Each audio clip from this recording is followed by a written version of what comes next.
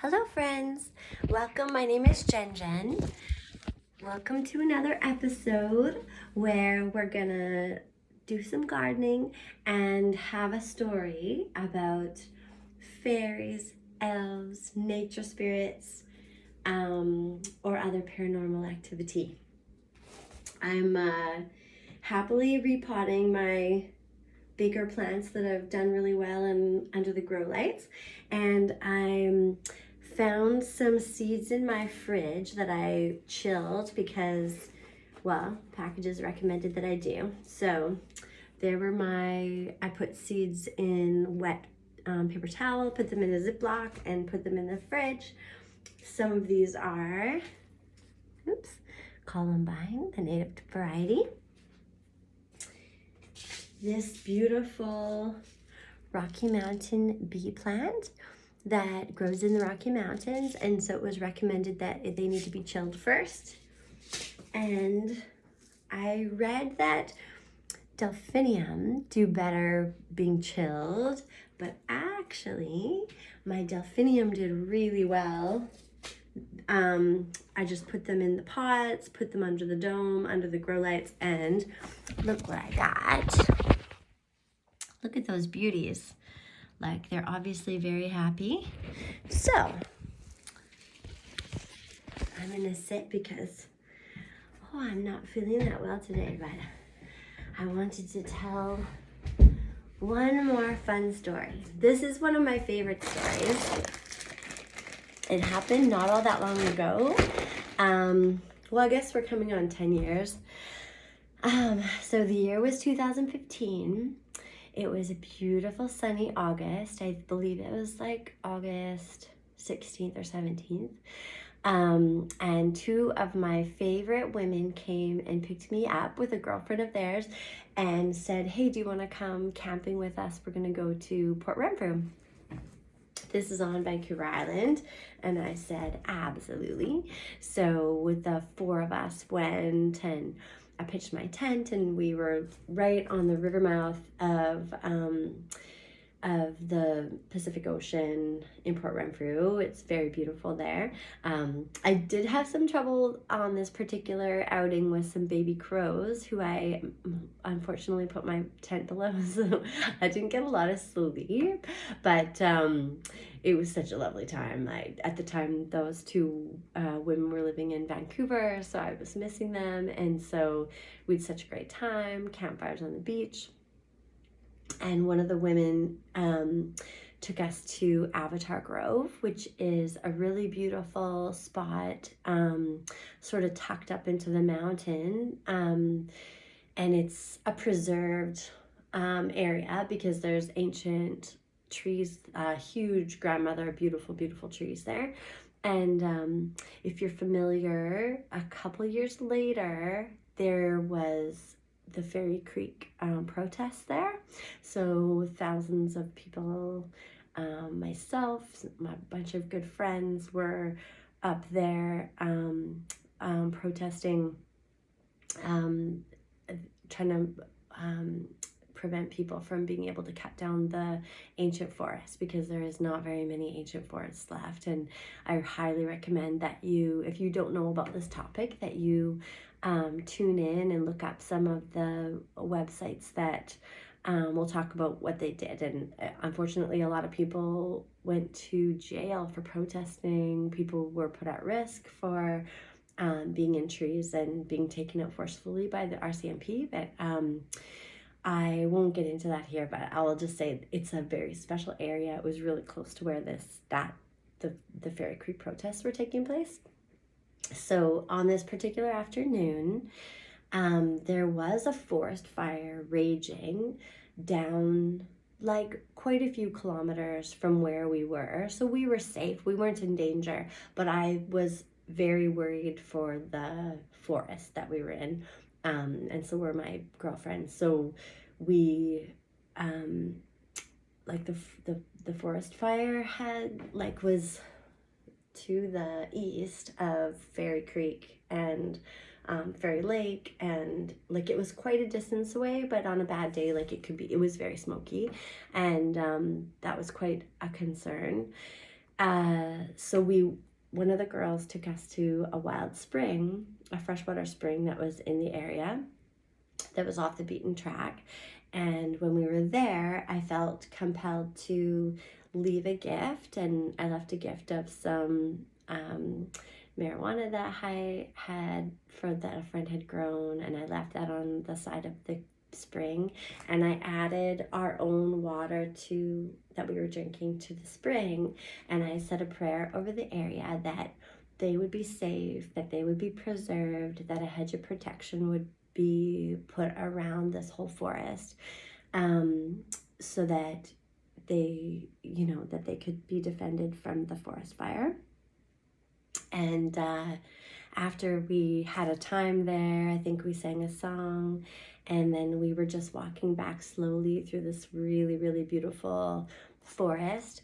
And I was walking along a path. I kind of took my own little way, and the 3 other women were up on the hill.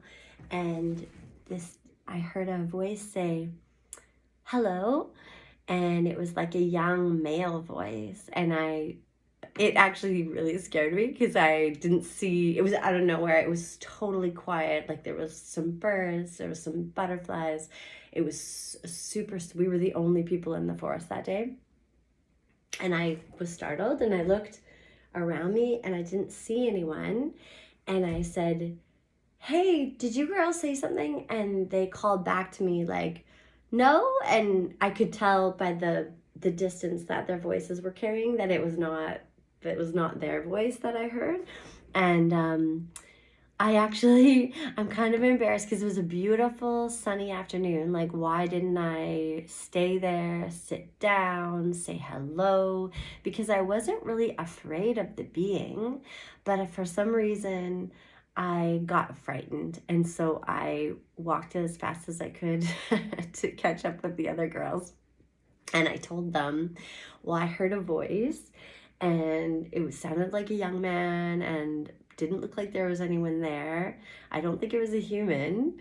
And they seemed a little bit freaked out. Like, these girls had known me since they were 14. Like, I was like their youth leader when they were very, very young. So they have known me for a long time, and they know that I can tell some weird stories and stuff like that. And they got kind of, I could tell the couple of the girls had gotten kind of weirded out by this, but I kind of said, okay, well, whatever. And we left, and we packed up camp, and it was time to go home.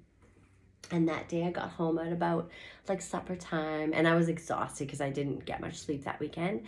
So I went to bed. My partner was up in the living room, and that night I woke up. It was about, I want to say it was like 11 at night, and Josh was still not in bed. And I looked, and there was 2 men that appeared identical.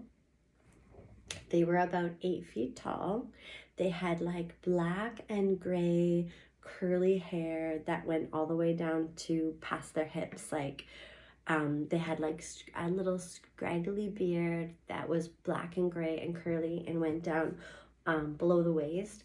And their limbs and their fingers were like elongated, and they were both standing on either side of me and reaching their hands out to me.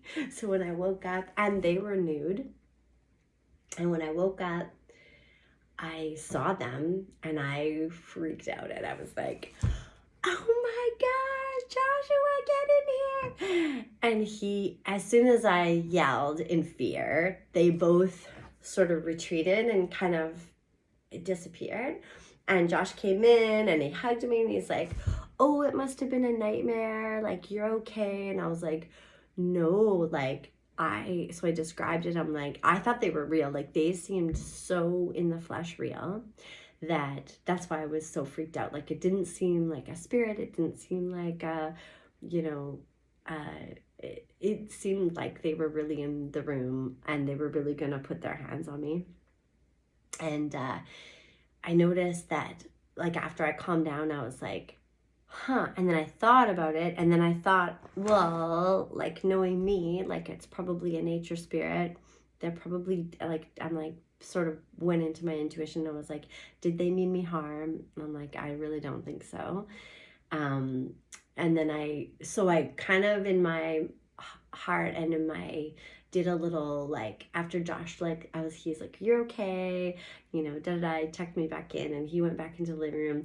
So I kind of said like, dear nature spirits, I'm sorry I got so freaked out, but if you have a message for me, I'm open and I'm willing to hear you.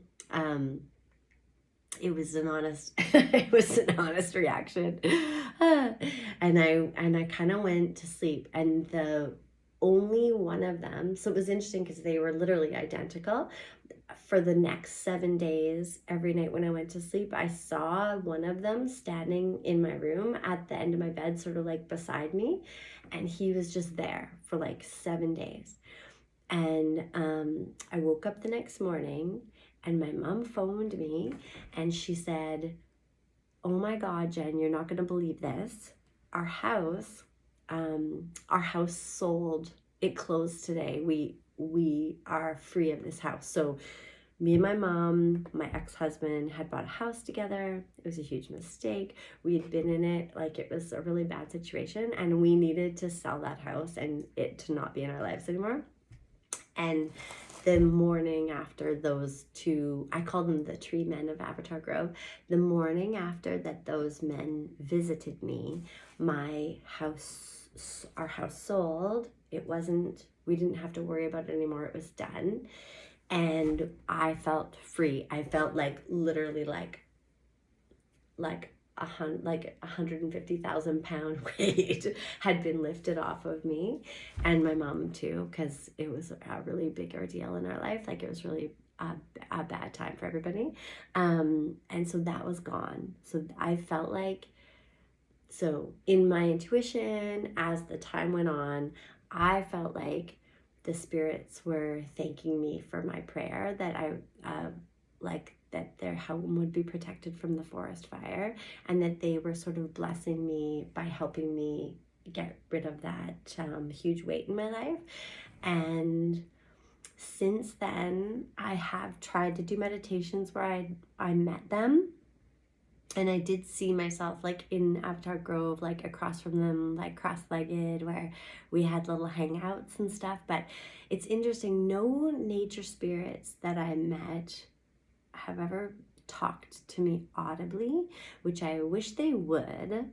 But just the fact that their presence was there and they were so interesting, like I would have never made up that being. Like, you know, men that were 8 feet tall with this long curly hair with like, it was so not anything I'd ever seen before. It just didn't seem like made up. It seemed like so real. So that's my story for today, the tree men of Avatar Grove. And I would say what I learned from that is that humans, we have a big impact on the world around us. So what we choose to do with our time, with our attention, when we pray for each other, I really don't think it matters if you who you're praying to. This might upset some people, like like, you know, pray to a goddess mother, pray to, you know, if it's creator, if it's goddess, it's even if you're just putting good thoughts for this person into the universe, it has an effect, and it really does make a difference. So when you have something that's upsetting, trust that when you say, thank you that such and such is coming to a completion, and that it's gonna birth the next most beautiful time in our lives. Like, just trust and pray, and because that really does make a difference. Okay, blessings. Happy gardening.